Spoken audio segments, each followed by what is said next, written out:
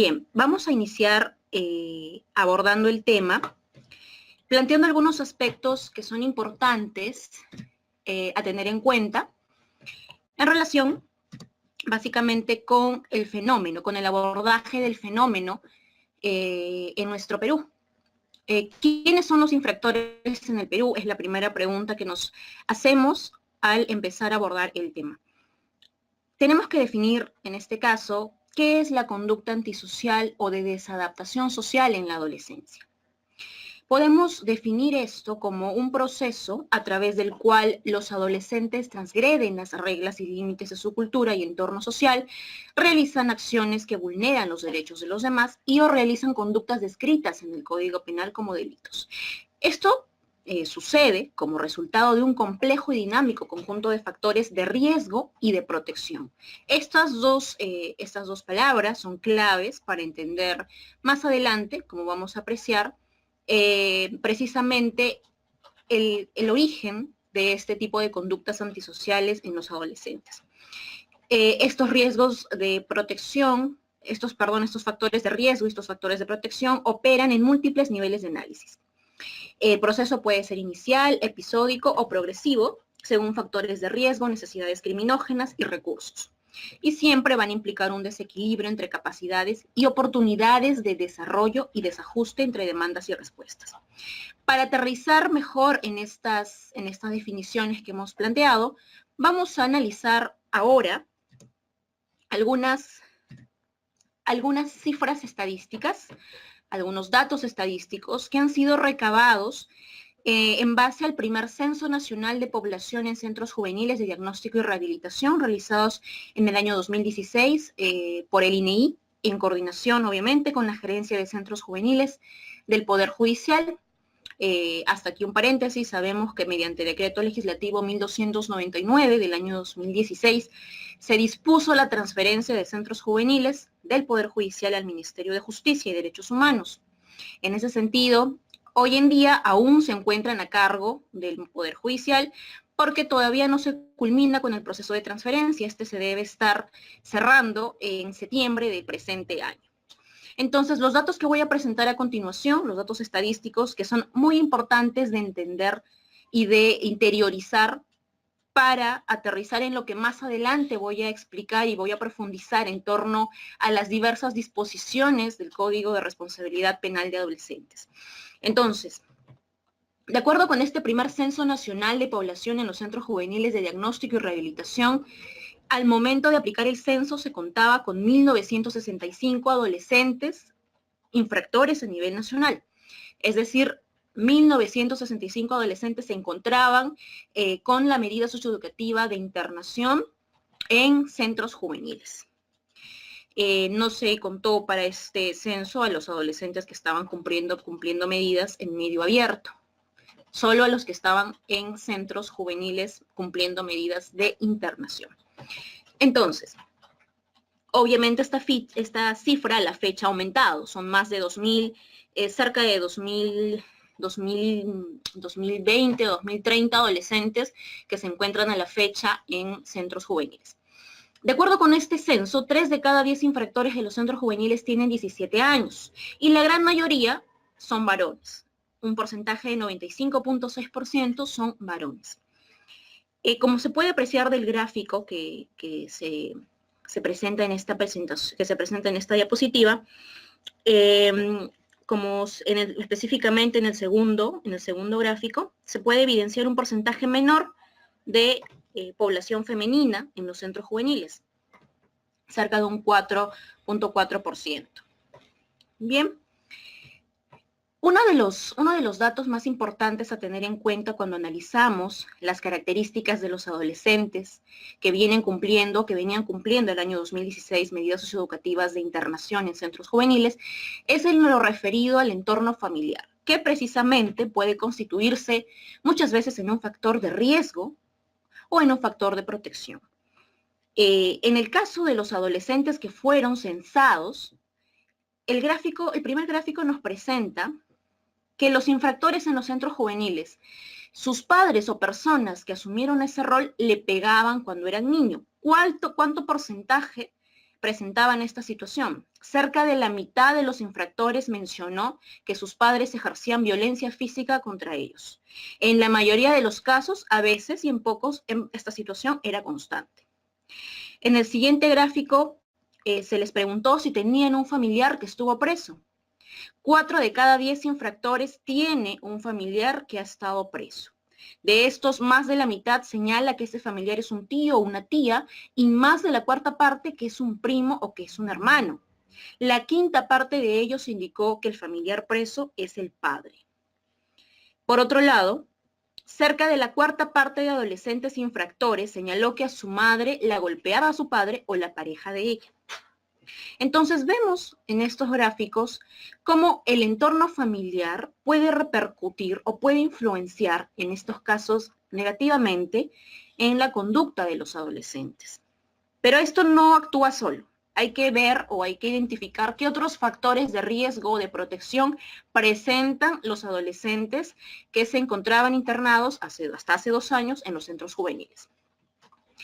Siguiendo con el entorno familiar, 4 de cada 10 infractores afirmó haber abandonado su hogar antes de los 15 años de edad. La mayoría de ellos, un 72.4%, lo hizo entre los 12 y 15 años. Y poco más de la cuarta parte a una edad muy temprana, entre los 7 y 12 años. En el caso de las internas mujeres, 1 de cada 2 se fue de casa antes de los 15 años de edad. Y más de la tercera parte dice que lo hizo para independizarse. Cerca a la cuarta parte porque en su familia existía violencia. 12.9% de los infractores indican además que tienen hijos. Si se analiza el porcentaje de infractores que tienen hijos, diferenciando la población de varones y la de mujeres, se tiene que en varones el 12.6% tiene hijos y en mujeres el 20.7%, como podemos apreciar aquí. La mayoría los tuvo a los 16 años de edad. Y en el caso de las mujeres se reportan edades más tempranas, incluso a los 12 años. Respecto del entorno social, también se identifican ciertas situaciones o ciertas circunstancias que pueden haber influenciado precisamente en la conducta de los adolescentes. Así, por ejemplo, respecto del factor presencia de pandillas o bandas delictivas en el barrio donde vivía, podemos apreciar que más de la mitad de los adolescentes infractores señaló que en sus barrios existían pandillas o bandas delictivas. La mayoría de infractores tenía amigos que cometieron infracciones, en mayor porcentaje los varones, y cerca de la cuarta parte de infractores señala que entre sus vecinos las riñas o peleas eran frecuentes o muy frecuentes. Siguiendo con el entorno social, el grupo de pares resulta ser un componente importante en la vida de los jóvenes en general, ya que entre amigos se forjan muchas veces las identidades y se afianzan las prácticas comunes. Estos grupos pueden formarse en el colegio o en el barrio, que son los principales espacios de socialización de niños y jóvenes. En el caso de los infractores, 3 de cada 10 de los que culminaron la secundaria afirman que en el colegio tenían amigos con problemas con la ley. Y 6 de cada 10 infractores afirman que antes de ingresar al centro juvenil tenían mejores amigos que cometían infracciones contra la ley. Esta cifra definitivamente se nos presenta como muy reveladora si queremos analizar la influencia del entorno social respecto de la conducta de los adolescentes que han cometido infracciones a la ley penal. Y es que precisamente el grupo de pares ejerce muchas veces determinante influencia para efectos de la comisión de una conducta infractora. ¿Cuál es el nivel educativo de los infractores? Entrando ya a analizar factores más estructurales y que además involucran ciertas condiciones que no solo dependen de los adolescentes o de su entorno, sino además medidas que el Estado impulsa para brindar una oferta de servicios a los adolescentes, podemos ver que 9 de cada 10 infractores no tienen educación básica completa. Y precisamente 9 de cada 10 infractores también es la cifra de adolescentes que indicaron que no les gustaba estudiar, que precisamente esa es la razón por la que no les gustaba estudiar. Aquí podemos apreciar, por ejemplo, Más de la cuarta parte de los infractores señaló que dejó el colegio porque no le gustaba estudiar. Poco menos de la cuarta parte mencionó que dejó el colegio porque ingresó al centro juvenil. Bueno, eso es una consecuencia lógica. Y las adolescentes mujeres reportan en mayor porcentaje el abandono de la escuela por cuestiones familiares. Como pueden ver, la cifra de adolescentes que dejaron la escuela o que desertaron de la escuela es o se debe a que no les gustaba estudiar. Y aquí salta a la vista una necesidad que el Estado debe asumir respecto del modelo educativo, respecto del sistema educativo, que definitivamente, luego de evaluadas estas cifras, no está cumpliendo con el brindar un adecuado servicio educativo. Porque para que los adolescentes no se sientan estimulados o no se sientan motivados a estudiar, es que tenemos un problema precisamente en el sistema educativo. Al respecto, definitivamente muchas medidas se pueden abordar. Nosotros, por ejemplo, ya en el caso del Ministerio de Justicia y Derechos Humanos, estamos abordando medidas o estrategias con el Ministerio de Educación, precisamente para hacer frente a la problemática no solo de la deserción escolar, sino también a la necesidad de brindar un modelo educativo distinto, diferenciado, a los adolescentes que se encuentran privados de libertad. Salta también a la reflexión una frase de Fernando Savater que dice lo siguiente: todos somos de un modo u otro educados, el problema es por quién. Aquel que no tiene la suerte de tener una familia y unos padres y maestros esforzados y cariñosos, será educado por la banda de gángsters de su barrio, los peores ejemplos que vea por televisión o las formas más brutales de la política. Sin educar no se va a quedar. El problema es si los buenos educadores lograremos llegar antes que los malos. Definitivamente, y ya cuando analizamos los casos de adolescentes que fueron censados, y aquí un paréntesis, ustedes pueden apreciar para profundizar más en el tema de estas cifras que acabo de mostrar, pueden revisar el libro Justicia Juvenil Diferenciada, que se encuentra publicado en la página web del Observatorio de Política Criminal del Ministerio de Justicia y Derechos Humanos. El texto lo pueden ubicar en internet como Indaga y les va a aparecer la página web donde se encuentran todas las publicaciones. Una de ellas precisamente constituye el texto Justicia Juvenil Diferenciada, que ha sistematizado la información obtenida del censo realizado en el año 2016 a los adolescentes que se encuentran en centros juveniles. Bien, respecto del estado de salud de los infractores, las 2/3 partes de los infractores a nivel nacional cuentan con algún seguro de salud. De entre quienes tienen un seguro, la mayoría, el 87.2%, cuenta con el SIS y el 10.6% con el Salud. Pero sabemos que, y advertimos, que a pesar de tener un porcentaje mayoritario de infractores asegurados, la cuarta parte de ellos no cuenta con algún seguro de salud o no sabe si cuenta con uno. La tercera parte de los infractores a nivel nacional padece de alguna enfermedad relacionada con su salud mental, principalmente la depresión, adicción a sustancias psicoactivas, 11.9%, y trastorno de ansiedad. Evidentemente, las cifras de depresión aumentan cuando un adolescente se encuentra privado de libertad. ¿Cuál es la situación de consumo de sustancias de los infractores? Aquí apreciamos que un 81.6% de adolescentes consumía bebidas alcohólicas antes de haber ingresado al centro juvenil. Un 59.0% consumía drogas antes de haber ingresado al centro juvenil. Y un 49.3% de adolescentes consumía cigarrillos. La droga más consumida es la marihuana. 6 de cada 10 infractores empezaron a consumir drogas a los 14 años de edad o antes. Se registra el inicio de consumo incluso a los 7 años de edad.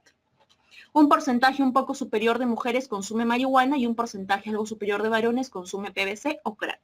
El consumo que reportan es mayormente semanal y diario. 7 de cada 10 infractores que consumían drogas afirman que lo hicieron el último mes antes de ingresar al centro juvenil. Como podemos ver, realmente es alta la cifra de adolescentes que tiene problemas de consumo de drogas, tiene problemas de adicción. Precisamente a esta situación era necesario hacer frente a través de medidas que definitivamente el Estado debe adoptar, que no necesariamente deben estar en una norma. pero que se han recogido, estas situaciones se han recogido para efectos de brindar un abordaje integral al adolescente en todas las situaciones, en todas las condiciones que pueda presentar y principalmente para abordar los factores de riesgo que puedan llevar a un adolescente a cometer conductas infractoras. Eso lo vamos a ver más adelante. Y bueno, sobre la infracción, ¿cuál es la expectativa del adolescente infractor una vez que ya se encuentra en el centro juvenil? Gran parte de los infractores que fueron encuestados señalaron que necesitarían encontrar un empleo para no volver a cometer infracciones. Algo menos dicen que requerirían cambiar de lugar de residencia u obtener una beca para estudiar. Al analizar estos datos se tiene que son más los varones quienes señalan la necesidad de un empleo, mientras que las mujeres demandan más bien cambiar de lugar de residencia o alejarse de las malas juntas. Al analizarlos por principales infracciones, se tiene un porcentaje significativo de quienes cometieron homicidio simple, que señalan que requerirían cambiar de lugar de residencia, y quienes cometieron violación sexual obtener una beca para estudiar. De estas cifras y de estos datos, podemos evidenciar que las expectativas de los infractores se encuentran precisamente relacionadas con los factores de riesgo que los llevaron a cometer conductas infractoras. Se aprecia evidentemente el entorno social y el grupo de pares como factores determinantes que llevan al adolescente a cometer conductas infractoras, ya que por respuesta de ellos mismos requieren cambiar de lugar o requieren cambiar de residencia para dejar de cometer infracciones. Bien. Habiendo analizado estos datos estadísticos reveladores en torno a las condiciones de los adolescentes al interior de los centros juveniles, mejor dicho, los adolescentes presentaban estas condiciones cuando fueron encuestados durante su permanencia en los centros juveniles en el año 2016, las cifras seguro no han sido alteradas en mucho. Seguramente han aumentado a raíz de que también han aumentado en cantidad los adolescentes que se encuentran en centros juveniles. Está prevista una nueva fecha para realizar otro censo, quizás el próximo año, que seguramente nos permitirá tener datos más actualizados. Bien, vamos a hablar ahora acerca de la Política Nacional de Prevención y Tratamiento de Adolescentes en conflicto con la ley penal, el PENAPTA, y el Código de Responsabilidad Penal de Adolescentes. ¿Qué es la Política Nacional de Prevención y Tratamiento de Adolescentes en conflicto con la ley penal? Es una de las primeras políticas públicas que aborda la temática del adolescente en conflicto con la ley penal. Se gestó y se impulsó y se viene ejecutando en el Ministerio de Justicia y Derechos Humanos. El objetivo principal o el objetivo primero y máximo de esta política pública es lograr que las y los adolescentes involucrados en conflicto con la ley penal disminuyan. Para este objetivo, para lograr este objetivo, la política se plantea tres ejes estratégicos. El eje primero es el eje de prevención, el eje segundo es el eje de administración de justicia, el tercer eje es el de reinserción social. Cada uno de estos tres ejes estratégicos se alinea con tres objetivos de impacto. Así, respecto del eje de prevención, el objetivo de impacto 2 es reducir conductas antisociales. Respecto del eje 2, administración de justicia, el objetivo de impacto 3 es lograr una administración de justicia eficaz y con un enfoque garantista. No perdamos de vista el objetivo que se prevé para el eje 2. Y el último eje de la política es el de reinserción social, que se corresponde con el objetivo de garantizar la resocialización del adolescente en conflicto con la ley penal y la reparación a la víctima. Bien, estos objetivos y estas acciones, estos ejes estratégicos recaen en un esquema, se pueden apreciar en el siguiente esquema. Prevenimos la victimización. ¿Qué hacemos para que los adolescentes tengan menos conductas antisociales? Esto es lo que nos preguntamos dentro de la perspectiva de prevención. Dentro de la perspectiva de administración de justicia nos preguntamos, ¿tenemos una eficiente y diferenciada administración de justicia para el adolescente en conflicto con la ley penal? ¿Garantizamos el bienestar de la víctima durante el proceso de administración de justicia?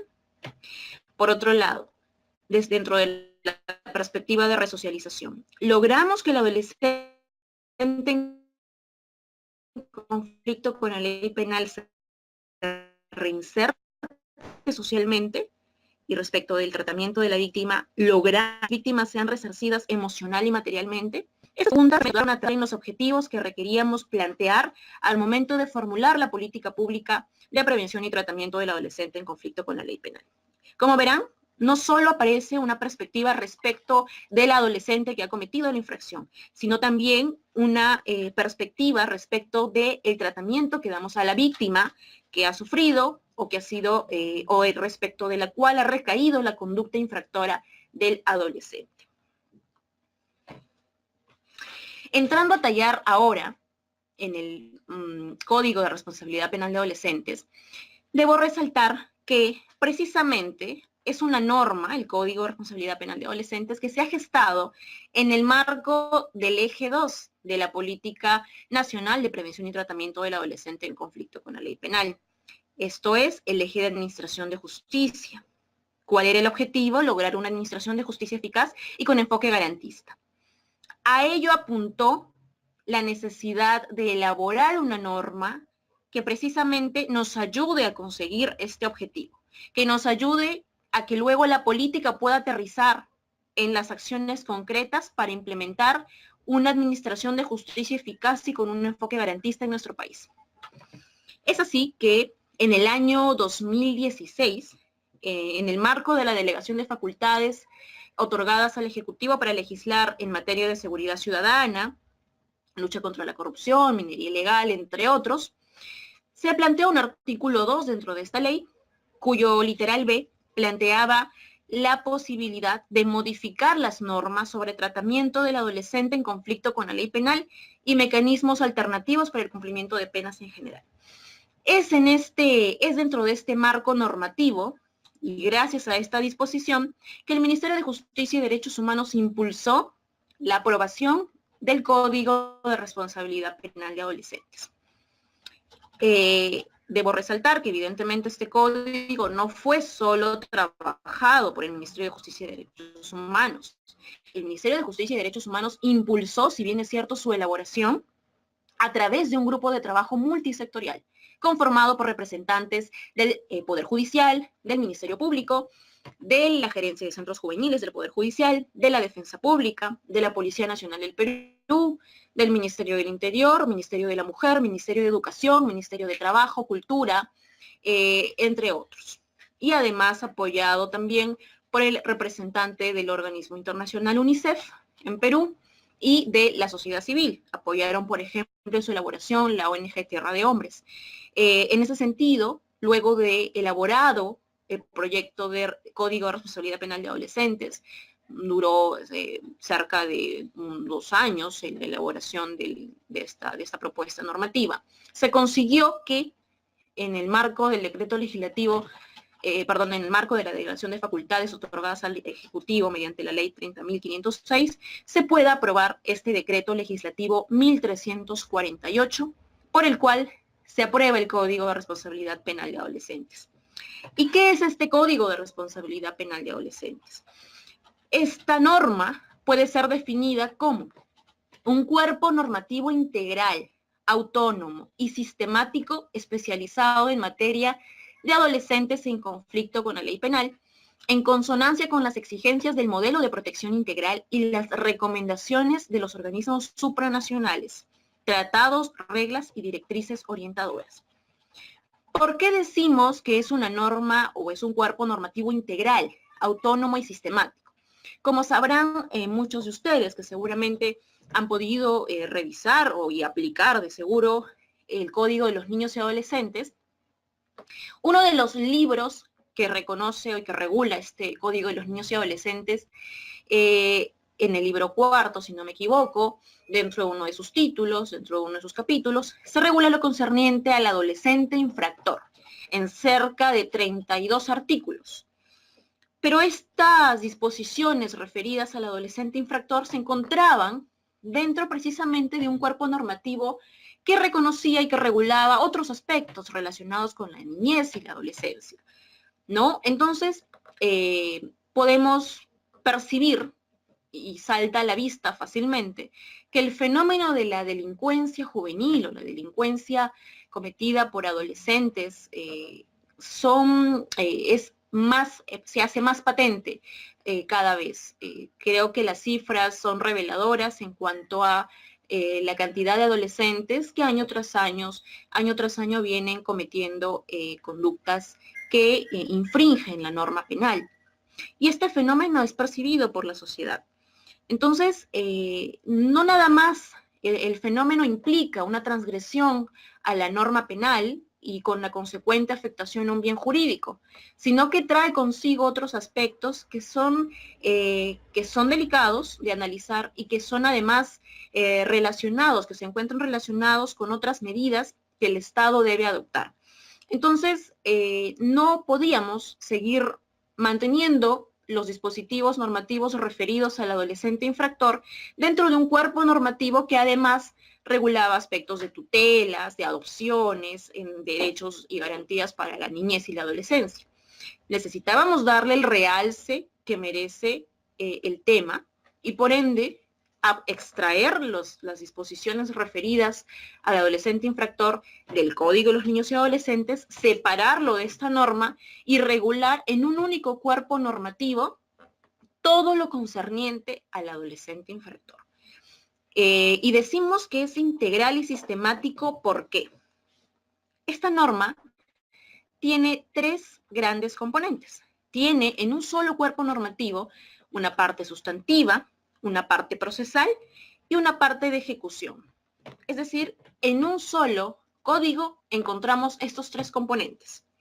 Mientras que para adultos tenemos, por un lado, un código penal, por otro lado, un código procesal penal y por otro lado, un código de ejecución penal, para los adolescentes tenemos en un único cuerpo normativo regulados y reconocidos todos los dispositivos relacionados con las medidas socioeducativas, con el proceso a seguir para responsabilizar a un adolescente y con lo concerniente a la ejecución de las medidas socioeducativas que se van a otorgar al adolescente luego de un proceso de responsabilidad penal. Entonces, esta es la razón por la cual afirmamos que este cuerpo normativo se caracteriza por ser integral y sistemático. Y es especializado definitivamente porque es el único cuerpo normativo, y de hecho es la primera norma en nuestro país que aborda de manera integral y sistemática todo lo concerniente a la materia. No encontramos ninguna otra norma en nuestro ordenamiento jurídico vigente que regule lo concerniente a este tema. ¿Y qué tenemos como estructura del Código de Responsabilidad Penal de Adolescentes? Los tres componentes que ya mencioné, evidentemente van a reconocer ciertos aspectos. Dentro de la parte sustantiva del Código de Responsabilidad Penal de Adolescentes, se ha regulado todo lo concerniente a las medidas socioeducativas, tanto las no privativas de libertad como las medidas accesorias y las privativas de libertad. Respecto de la norma anterior, el Código de los Niños y Adolescentes, las medidas accesorias representan una novedad, una innovación.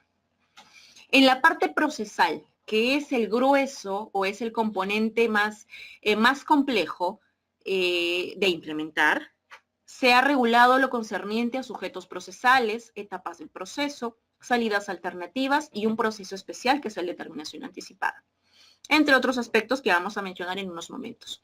Y la parte de ejecución del código, el componente de ejecución, regula todo lo concerniente a las condiciones de la privación de libertad durante la internación y el egreso de la adolescente.